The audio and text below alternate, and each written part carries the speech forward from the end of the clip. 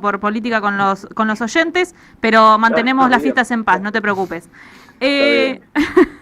Guillermo, se puso un poco en agenda el tópico tierras raras, y yo quiero iniciar desde muy abajo. Yo soy licenciada en Ciencia de la Comunicación, así que con geopolítica y algunas cuestiones que tienen que ver con temas más distintos. Esa te la debo. Así que quiero hablar con alguien que sepa, y quisiera empezar desde bien abajo, que es ¿qué es tierras raras? ¿Qué es? Bien. A ver, pero hay una cuestión que podría ir por el lado de la geología, pero vamos a ir por el lado de la economía, ¿no? Sí, por ahí nos entendemos. Claro, que por ahí nos entendemos más. Mira, tierras raras son una serie de minerales no metálicos dentro de la tabla periódica de los elementos, que se llama tierras raras, ¿no? Que tienen una aplicación específica para desarrollar determinados productos en nuevas tecnologías que son clave en este periodo de desarrollo económico, en esta nueva revolución industrial de las comunicaciones, en lo que hace al desarrollo de chips, de microchips, de inteligencia artificial, de semiconductores de todo tipo, que, como ustedes verán, están en el centro de el desarrollo económico de nuevas ramas industriales, nuevas ramas, nuevas tecnologías, desde hace ya un par de décadas. Claro. Económicamente, hay diferentes periodos históricos, ¿no? En los cuales hay determinados productos de consumo, que tienen algunos insumos clave, ¿no? Qué sé yo, en un momento podría decir que los textiles tenían el lino o la lana en un momento, que fueron clave para la primera revolución industrial en Inglaterra. Después puedo decir que el hierro, o el carbón, o el petróleo, o los minerales que son necesarios para el desarrollo de la electricidad, o determinados productos químicos, o el caucho para, en un determinado momento, para productos relacionados con la automotriz, u otras cosas más, como las ruedas, ¿no? Y demás. En determinados ciclos históricos del capitalismo, el desarrollo tiene algunas industrias clave que son las que lo impulsan, claro, en las cuales están las máximas tasas de ganancia. Bueno, este momento es el momento de las tecnologías relacionadas con la comunicación, ¿no? En ese sentido, las tierras raras son algunos, ¿no?, de los insumos básicos, minerales en este caso básicos, que permiten el desarrollo de estas industrias, que le dan una enorme ventaja tecnológica en este momento inicial, ¿no? En estas primeras décadas de desarrollo de esta revolución industrial en esta área, le dan un gran desarrollo y una ventaja tecnológica y una ventaja muy importante a los que la posean. Y en ese sentido, ¿cuánto hay en Argentina y qué nos da, digamos, ya empezando con un análisis un poco más geopolítico, digamos, qué mirada le da Argentina a eso? No, bueno, Argentina, la mirada, a ver, las tierras raras, el país que puso mucha atención, porque tiene un tipo de política que se ha demostrado acertada, ¿no? Que le permite prever, también un sistema político que le permite prever en 10, 20 o 30 años, ha sido China. China ha desarrollado la explotación y refinamiento de tierras raras, porque no solo es extraerlas, ¿no?, sino refinarlas, que significa separarlas del resto de las cosas que extrae de la tierra. Requiere maquinarias complejas, es un proceso complejo. China tiene prácticamente, no digo el monopolio, pero tiene una enorme presencia que le da un poder geopolítico sobre los demás consumidores de estos, entre ellos está China, ¿no?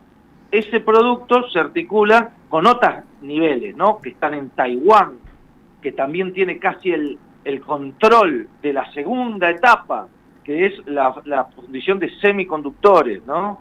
Y la tercera etapa tiene una gran presencia que está en Estados Unidos, ¿no? Que es Nvidia, ¿no? Es una empresa muy importante. Pero debe ser abastecida por esa cuestión de las tierras raras. Ahora bien, nosotros hemos visto en los últimos, sobre todo en los últimos meses, a partir de las ofensivas de Trump, de aranceles y todo esto, específicamente en el tema tierras raras, cómo la administración norteamericana está interesada, primero, en la disputa que tiene con China, tiene que garantizarse que el suministro de tierras raras no les sea cortado hasta tanto ellos no puedan obtener y desarrollar el control de la cadena logística que va desde la extracción del mineral hasta la instalación de la fábrica de producción de placas gráficas, de todo lo que hace, por ejemplo, a la inteligencia artificial, a lo que es las placas electrónicas que permiten el control y desarrollo de las nuevas tecnologías que permiten que están instaladas en los autos, en los misiles, en los tanques, en la medicina compleja, ¿no? Bueno, todo eso es un proceso que hoy tiene en su raíz el control de China, pero que Estados Unidos está buscando no quedar bajo control específicamente de los chinos, porque están confrontando por quién es el hegemón mundial, ¿no? En ese sentido, cuando vos te referís a la Argentina, sí, una de las cuestiones que intenta hacer la administración Trump es garantizarse en determinados lugares del mundo, no solo en Argentina, no solo en América Latina, pero sí específicamente en América Latina, que sería en el nuevo mundo multipolar de múltiples potencias, el territorio que Estados Unidos se reservaría para sí mismo, tener la base de las cadenas logísticas que le permitan desarrollar en estas industrias estratégicas el control de tener garantizado, tener la seguridad para sí misma y la negación para otros del control de algunas ramas de la producción importante en lo que hace insumos, tecnología, desarrollo, y desde ellos en Estados Unidos tener el control de esto. Y no quedar en control de China o de otros países, ¿no? En este caso sería el caso de China particularmente. Y ahí donde juega la Argentina, no solo la Argentina, pero ¿dónde juega la Argentina? Bueno, Argentina es potencialmente un país del cual se podrían extraer, ya sabemos el tema del litio en el norte, ¿no? Que es otra, ya no sería una tierra rara, ahí estaríamos hablando de minerales críticos, ¿no? Las tierras raras son minerales críticos, lo que pasa es que las tierras raras es una categorización científica, podemos decir, y minerales críticos es una categorización política. O sea, las tierras raras son minerales críticos son todos los que la administración norteamericana dice que son clave en las industrias hoy para tener seguridad y soberanía. Ellos, no nosotros, ¿no? Ellos garantizan su soberanía. Guillermo. El aluminio, por ejemplo, sería un mineral crítico y no es una tierra rara, claramente. Claro. Hablaste de que Estados Unidos, en esto de un mundo con varias potencias, cada uno reservándose o construyendo, ¿no?, su lugar de influencia, Estados Unidos en ese sentido mirando hacia América. Esa es la pregunta a donde quiero ir. ¿Es así, digamos, o Estados Unidos ha tomado la definición de la primera administración de Trump, algunos lo ubican incluso antes, de mirar hacia América, restringir claramente la influencia china en la región? ¿Eso lo ves como una realidad objetiva? Porque en ese sentido la pregunta siguiente es, bueno, ¿Argentina tiene que asumir que esa es la nueva realidad y pararse aceptando ese dato? Que uno tal vez pueda decir, bueno, Milei eso lo ve con claridad y va hacia una determinada alianza con la administración norteamericana y con Trump. Ahí las dos preguntas, sí. Esa es una realidad, Estados Unidos mira la región y vamos a tener que aceptar que ese dato hay que tomarlo en cuenta. Y la segunda, si hay posibilidades de una relación con Estados Unidos que no sea la de Milei, que no sea la de solo subordinación. Bien. Primero, Estados Unidos, desde una especie de declaración de principios, ¿no? Cuando todavía no tenía la capacidad de imponer esa política, que era la doctrina Monroe, allá por 1823, creo, declaró que América era para ellos, para los americanos, que sería su propio espacio. Eso no era una posibilidad que Estados Unidos pudiera desarrollar en esa época, pero era una declaración de principios. Todavía Estados Unidos no estaba formado como lo que es hoy. Pero a partir del siglo XIX fue claro que Estados Unidos intentó garantizarse para sí mismo y en algunos casos negociar Inglaterra siempre estuvo en América Latina, negociar con otras potencias, pero garantizarse para sí mismo el hemisferio occidental, desde las primeras conferencias panamericanas. Ciertamente, hasta la época de Menem, Argentina siempre tuvo una relación que podía ser de afinidad ideológica muy fuerte en el tema del anticomunismo, en términos ideológicos, ¿no?, de algunas dictaduras militares, o no tener esa afinidad, pero Argentina siempre tuvo una política que hasta la administración de Menem no fue, no estuvo alineada en el sentido de el panamericanismo, ¿no? Claramente uno de los pensadores del menemismo más importante, que es Escudé, exagerando brutalmente, ¿no? Señalaba que todas las políticas habían sido iguales hasta que vino Menem, o sea que todos habían pretendido tener autonomía, fuera la dictadura de Videla, o fuera el gobierno de Perón, o fuera el gobierno de Frondizi, o quien fuera, y eso había sido muy malo porque nos había impedido ser parte de ese mundo idílico que íbamos a acceder si nos subordinábamos a la potencia regional que debía desde el punto de vista menemista ser el hegemón. Eso ya te diría que si estamos hablando hasta la década del 90, siempre existen posibilidades de que no sea así, y teniendo en cuenta que desde un punto de vista que no es que no es el neoliberal o el liberal extremo, llamémoslo, los mejores momentos del pueblo argentino, de mayor desarrollo tecnológico e industrial argentino fue en las décadas del 40, 50, 60 en adelante, ¿no? Hasta la dictadura militar, ¿no? Por lo tanto, yo ya te diría que no es la única forma. Ahora, ni siquiera la forma óptima, ni siquiera una forma que nos vaya a dejar un tipo de subordinación en la cual nosotros podamos obtener algún tipo de beneficio real de ella, por lo menos para las grandes mayorías, ¿no? Porque beneficios van a obtener muchos, muchas decenas o muchos cientos, quizás muchos miles, ¿no? Pero no millones, de este alineamiento que se está proponiendo, como pasó con el menemismo, ¿no? Claro. Ahora bien, Estados Unidos y cada una de las potencias, y no solo las grandes potencias, sino potencias medias o potencias regionales, se plantean en este mundo tener un grado de dominio en un territorio, o de grandes territorios, o de preservar espacios de autonomía importantes.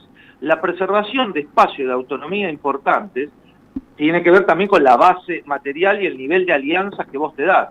Argentina viene ya hace bastante tiempo teniendo un proceso que se puede llamar empieza con la dictadura, ¿no?, de desindustrialización, pero se puede llamar de subdesarrollo. Viste que se hablaba de desarrollismo. Bueno, nosotros venimos teniendo procesos cíclicos, procesos de subdesarrollismo, ¿no? Procesos de, no porque yo apruebe o me identifique necesariamente con el desarrollismo, pero bueno, el desarrollismo es una de las vertientes de las ideas que hay para industrializar un país, ¿no? En ese sentido, Argentina viene desarrollando ideas de que lo mejor es el subdesarrollismo, o sea, de subdesarrollarse. La idea si vos te subdesarrollás, indudablemente cuando tengas que relacionarte con las potencias, y específicamente con la potencia que pretende tener su propio hinterland en lo que se llamaba patio trasero, ¿no?, en América Latina, evidentemente vas a tener pocas posibilidades de negociar algo.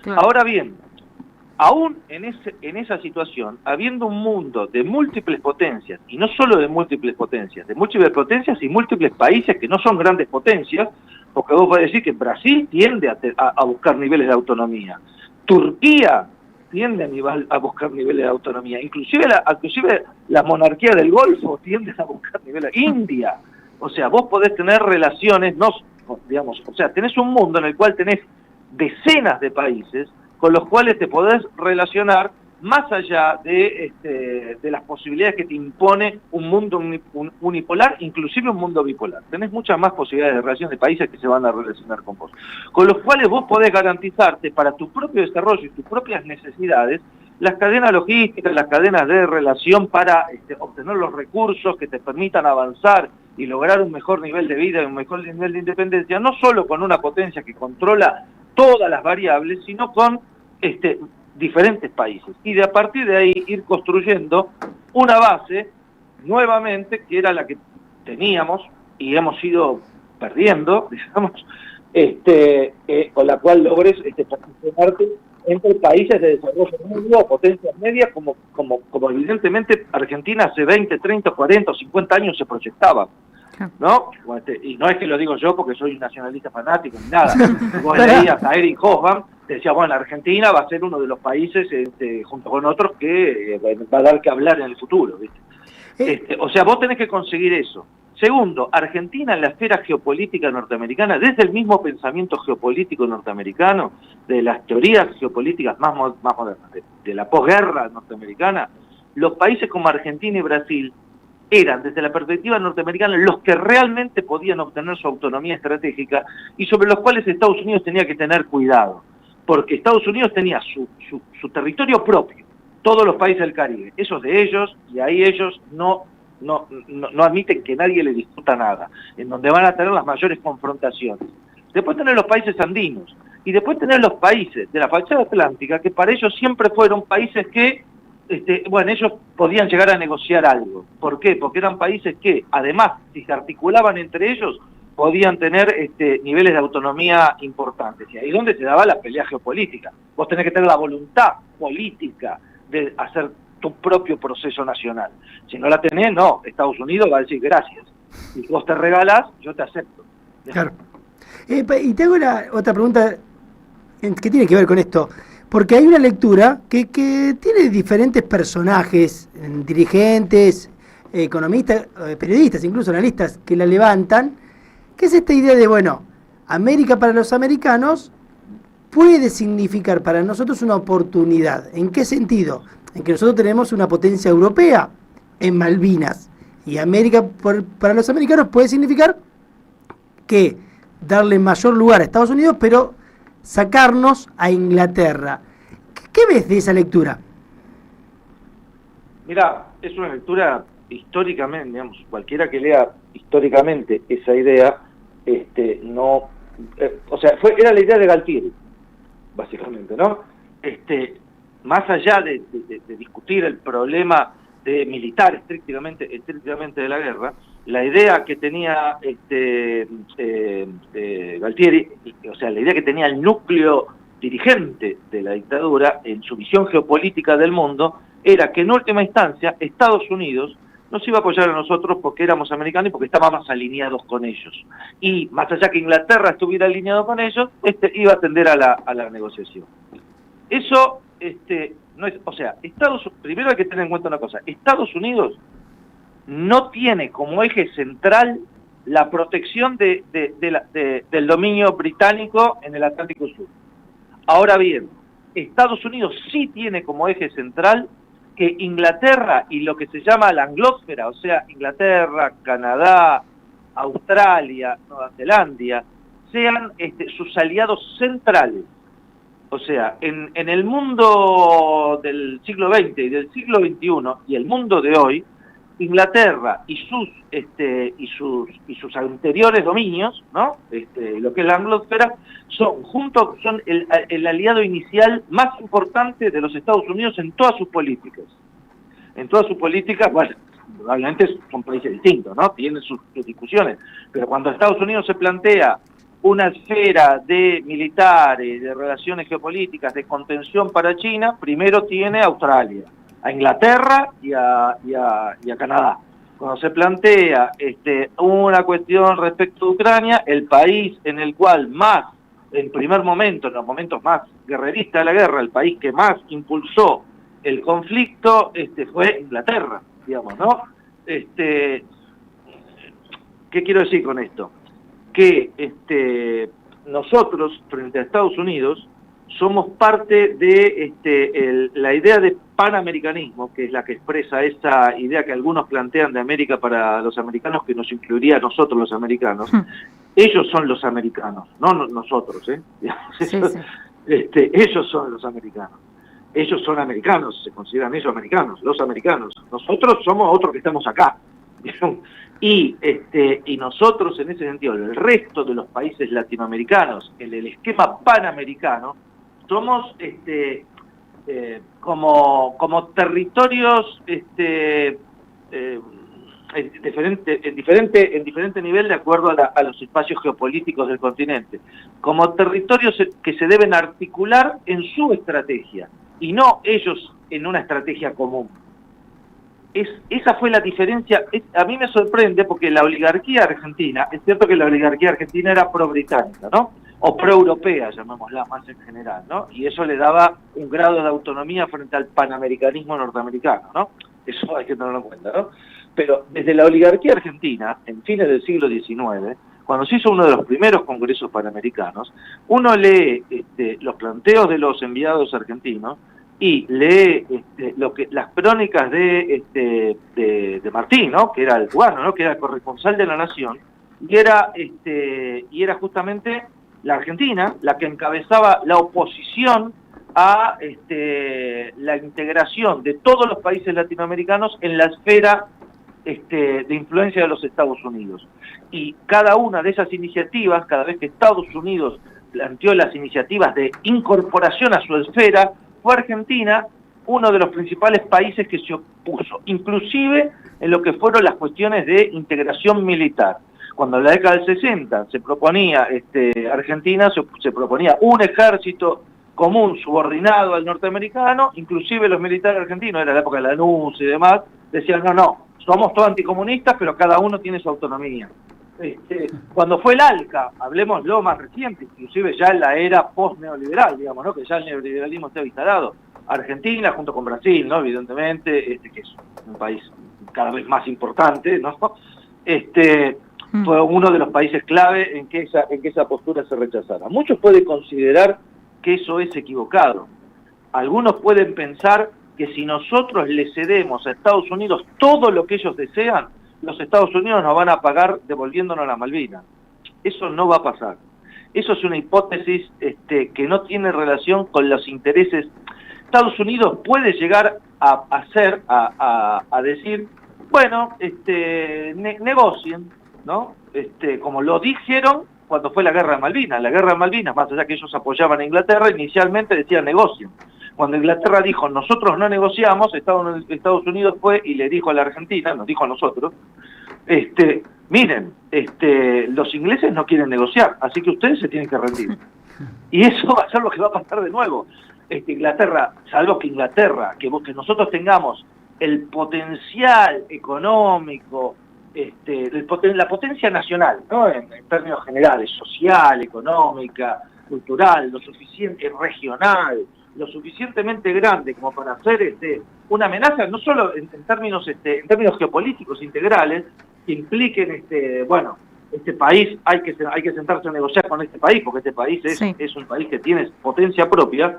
Los ingleses no van a negociar con nosotros, porque para ellos su presencia en el Atlántico Sur es la presencia fuera de Inglaterra más importante que tienen. Claro. Y además es la presencia que tiene más potencial hacia el futuro, ya que tiene potencial hacia el continente del futuro, que es la Antártida. Y la llave de la puerta de la Antártida, como dice el cartel que está en Puerto Argentino, Puerto Stanley, bienvenido a la puerta a la Antártida. Y ahí ellos están invirtiendo eso. Y Estados Unidos puede ser que diga, ustedes quieren negociar con los ingleses, está bien, si los ingleses se lo dan, nosotros no tenemos problema.